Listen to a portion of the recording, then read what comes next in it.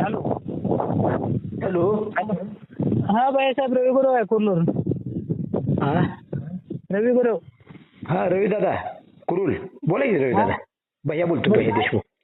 हा हाय नंबर आहे. हा, तर हे काय चाललंय रवी? काय झालंय, इथं कुर्ला लिगाडी देते म्हणून आहे. लिगाडे टिपे काय बर. हा 15 दिवस झाले जाऊन त्यांनी रिपोर्ट घेऊन गेलेत बाई साहेब. रिपोर्ट दिलाय का कारंडे साहेबांकडे? कारंडे साहेब चांगले आहेत बरं का रवी, चांगले काम करतात. दिलाय का रिपोर्ट त्यांच्याकडे? हो दिला. यश ऑफिसला कार्यकारी अभिनेते सोलापूरला. मग ते 15 दिवस झाले. 2 दिवसात डीपी द्यायला पाहिजे. आपली मागणी तीच होती रवी. तुम्ही आंदोलनात येत नाही, स्पीकर वाचतोय, ही शेतकऱ्यांना तुम्हाला कळलं ना हो.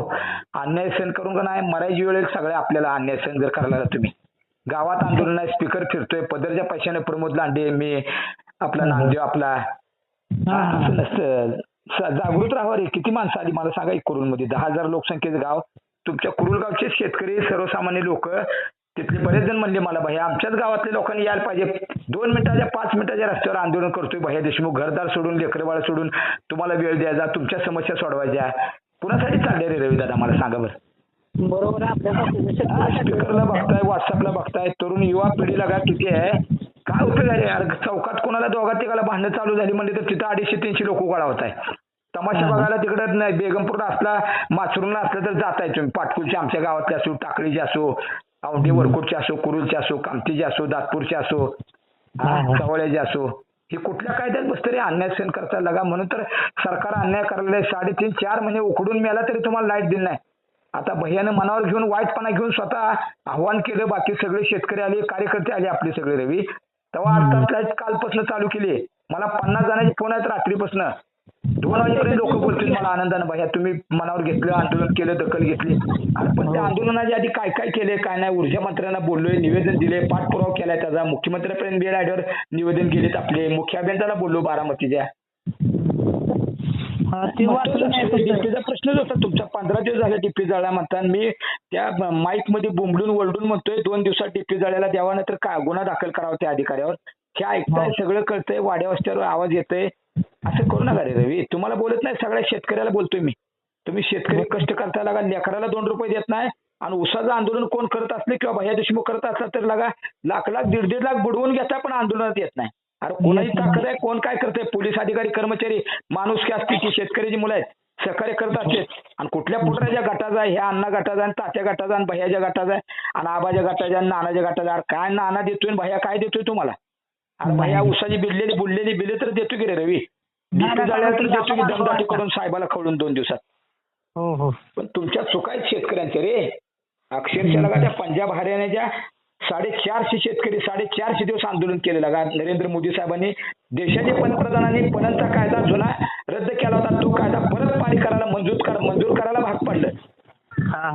खरंय खोटं आहे लगा? दगडाच्या चुलीत ठेवून भात भाजी खाऊन त्यांनी आंदोलन चालू केलं दिल्लीच्या तख्त्यावर, तिथल्या मेन हायवे रोडला.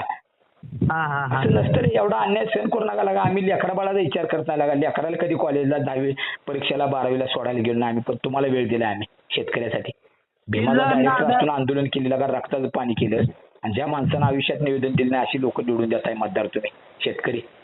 कवा तुमच्या व्यथा जाणून घेतल्या नाही, कवा जळल्याला डीपी दिल्या नाही, कवा रस्त्याचं डांबरीकरण करा म्हणलं नाही, कवा भूमी अभिलेखचं काम केलं नाही, कवा एमएससीबीचं काम केलं नाही, कवा बांधकाम अधिकाऱ्याला भांडलं नाही, कवा बँकेतल्या अधिकाऱ्याला माझ्या शेतकऱ्याचं कर्ज देणं म्हणून भांडला नाही, कधी केवायसी साठी प्रयत्न केले नाहीत, करून दिले नाहीत अडाणी शेतकऱ्याला, कधी अतिवृष्टीची नुकसान भरपाई मिळा म्हणून केलं नाही. तसली माणसं खुर्चीवर गुलाल टाकून निवडून द्यायला लागा हलग्या वाजून. म्हणजे काय चाललंय का रे ह्या लोकांनी? काय करायचं? आम्ही कोणासाठी करतो रे? आमचा काय स्वार्थ काय? खुर्चीवर जायला काय होगा? आम्ही काय ठेकेदारी करत नाही. आम्हाला वाईट वाटला इलेक्शनला पडलो तरी रवी. तुम्ही लोकांनी सुद्धा प्रचाराला यायचं असतंय. भैयासारखा माणूस आहे, आपण 10-15 वर्ष झालं भैयाला फोन लावतोय, काम सांगतोय. मला अभिमान आहे, काम करायचं आहे, मरेपर्यंत करणार आहे. डीपी उद्या ज्याला 5 वाजेपर्यंत द्यायला लावतो कुरुलचा. कुठला ग्रुप आहे? लिगाडी डीपी. लिगाडी डीपी ऍडिशनल आहे का काय? ऍडिशनल आहे भाई साहेब. नाही करू आपण रवी बरं का. जनरल बोललोय. तुम्ही अरे पिटून उठलं पाहिजे रे शेतकऱ्यांनी. घरात बसतायला का गावात तुमच्या 1000-1200 माणसं निघाली असते कुरुलमध्ये परवा दिवशी आंदोलनात.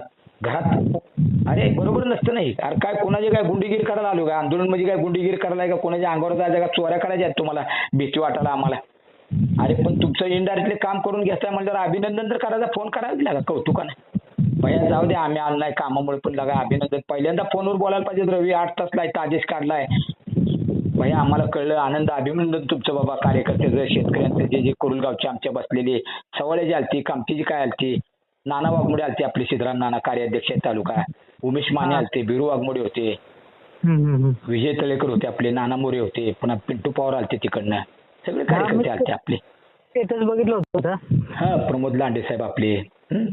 असं नाही, चंदू होता आपला, पुन्हा बाकीची लोक होती गावातली सगळी, किशोर बापू होते आपले. असं नसतं ना. अरे कोणासाठी करतोय आम्ही, काय करतोय. दखल घेतली हे सगळ्यात मोठं ही झालं, विजय म्हणाला आपला. आंदोलनाची दखल घेतली ही सगळ्यात मोठा विजय म्हणायचा आपला. ना, मोठा विजय म्हणजे तुमचा विजय रे. माझे काय 2000 एकर जमीन आहे का? माझे काय 30 एसपीचे 7-8 डीपी आहेत काय माझे? बघा पुढे जरी डीपी कसं चालते तर ज्याचं डीपी फुल क्षमतेने चालते तर तुमचा डीपी जळलेला देत नाही, त्या पुढे मतं मात्र अभ्यास करा मतदारांनी, तुम्ही शेतकऱ्यांनी. काय त्याचा उपयोग नाही रे. घाण सवय लागेल ना उमेदवाराला. बरायला का पैसे वाटले खायला दिलं, 1-2 महिन्याला येड्यात काढलं की मतं मिळते की निवडून जातोय. काय 4.5 वर्ष काय करायची गरज आहे कामाची? तुम्ही मतदार सवय घाण लावा लागला नेते लोकांना, पुढाऱ्याला आणि त्या उभारणीला उमेदवाराला नाही. उमेदवाराला कळायला लागले मतदाराला काय लागत नाही, काम नाही, काय नाही. तुम्ही फक्त आम्हाला 1000-2000 द्या, जेव्हा बी पैसे बी घ्या त्याकडनं, गबाळ हाणलेल्या लोकांचा आहे त्यानं, आणि पाडा की त्याला कळू द्या. पैशावर चालत नाही, लगा कामच करावं लागतं. ही शिस्त लावली तुम्ही मतदारांनी तर लगा भविष्यात विकास होणार आहे. नाहीतर विकास नावाची माणसं गाठ पडतील पण विकास दिसणार नाही. रवी, हा बरोबर आहे. नाही खरंय खोटं मी बोलतोय रवी. तुम्ही काही दुश्मन नाही, माझ्या बारका भाऊ आहे रवी दादा. तुम्ही ते पहिल्यापासून फोन करताय. काल शेजूरगाव बाबुळगाव मध्ये टोल नाक्यावर वाद केला, त्याला विचारलं म्हणलं लगा इलेक्शनला मतदान नाही काय नाही, भैया देशमुखचा नंबर कसा काय आठवतो? माझ्या शब्दावर बशिवसर साहेबांनी सोडून दिले. ते 3-4 टोल नाक्यावर गाडी तशीच बसवून डांगडिंग करतोय तिथं शेजबाबुळगावची. शेजबाबुळगाव माझ्या मतदारसंघात होतं ना. मला तर राखलं का मी, पण जाणीव करून दिली ना. का रे ती कुठे गेले? निवडून आलेला उमेदवार कुठे गेला तुमच्या भागातला? निवडून आलाय, दिलाय म्हणजे त्याची जबाबदारी आहे. डीपी पासून त्याने खेळा नसला तरी सुद्धा मदत करायची आहे. त्यांना त्याचं काम आहे, रस्त्याचं काम करायचं आहे, आरोग्य विभागाचं काम करायचं आहे, दवाखान्याच्या अडचणी सोडवायच्या त्या, शिक्षण क्षेत्रातल्या अडचणी सोडवायच्या त्या. का रे वजं व्हायला नको वाटतं काय? आणि तुम्हाला ते वजं टाकायला त्याला निवडून आलेल्याला फोन करायला नको वाटतो का आता? करा फोन मला. काम करणार आहे मी, विषय त्याचा नाही. त्याला बोललो मी त्या शेजबाबुळगावच्या कार्यकर्त्याला. आणि फोन केला, जरा निवडून आलेल्या उमेदवाराला लाव की फोन म्हणलं. बघ वेळ आहे का फोन घ्यायला? त्या अधिकाऱ्याला बोलायला धाडस आहे का? बघ भैया देशमुख रक्ताचं पाणी करतो, वाईटपणा घेतो, पण ते अधिकारी सुद्धा माझा सन्मान करतेत.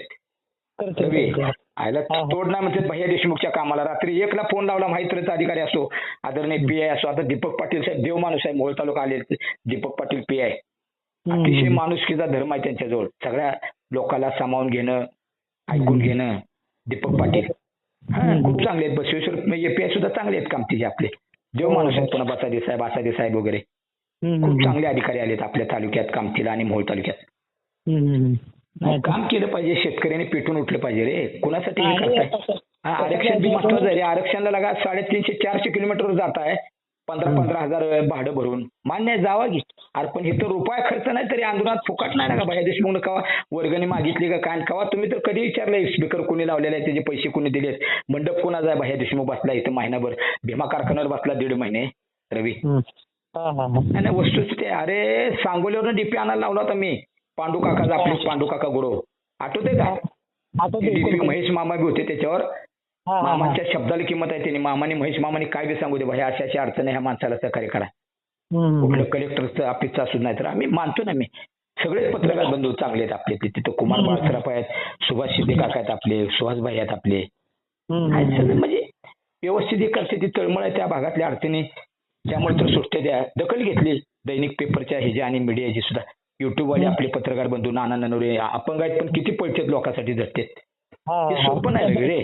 तुम्ही जागरूक व्हा. काल सगळे ना 150-200 आलते ना लोक, पत्रकार बंधू ही बाकीचे. अधिकाऱ्यांना सुद्धा वाईट वाटलं, शेतकरी येत नाही भैया, तुम्ही मोप मारताय पळताय म्हणले. काय मी काय मशीन आहे का रवी? मला सांग बरं.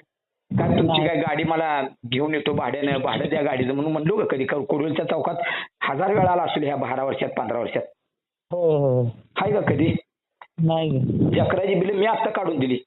सचिन साहेबांनी पहिल्यांदा 1,500 दिलं नोव्हेंबरचं. 1.5-2 महिन्याचं. पुन्हा डिसेंबर पासून पुढचं बिल तसंच ठेवलं होतं. ती भैया देशमुख द्यायला लागली. एका शेतकऱ्याने फोन करावा, भैया आमचं बिल मिळालं, एवढं मिळालं, काय पैसे मागतोय आम्ही तुमचं बिलाचं? अरे निष्प्रभपणे काम करतो म्हणून अजून बी कोणाची बी तुटलेल्या मरगाडच्या मोटरसायकलवर येतो. भैया लाजत नाही भैया देशमुखाचा असून.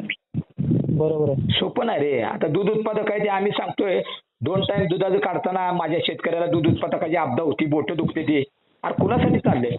तुमचं दूध उत्पादकच शेतकरी 500 निघतेला ना, तिथं दूध डेअरी निघतेला तुमच्या 10-12 आहे. हा हा कशाला राजकारण आणतं रे? आणि तिने आता काम करत असलं तर त्यांच्या मागे जावं, त्यांच्याकडनं करा की निवेदन द्यायला, चला घेऊन जावं त्याला, मोर्चा काढा, आम्ही बी पाठीमागे बसतो. असं त्याचं काय नाही. ठीक आहे, दुश्मन आहेत का आपले? विविध पक्षाचे नेते आपलेच आहेत, बांधव आहेत माझे. मी वाईट बोलत नाही, कोणावर मस्ती म्हणून टीका करत नाही, पण जाणीव करून देतो, लक्षात आणून देतो ना. बरोबर आहे. चालू राहू दे. मी ते कार्यकारी अभियंत्या लाईनवर घेतो, भाऊ काय म्हणते. केशी साहेबांना बोलतो.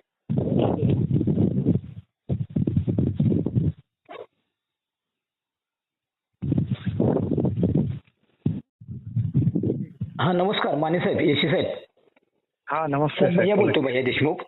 येशी साहेब, ते पट्टीगर साहेबाला मी जवळजवळ ह्या 15 दिवसात 10-15 वेळा सांगितलं. पुन्हा ती लिगडे डीपी जळलेला आहे कुरुलचा, 15-20 दिवस झाले. बरोबर.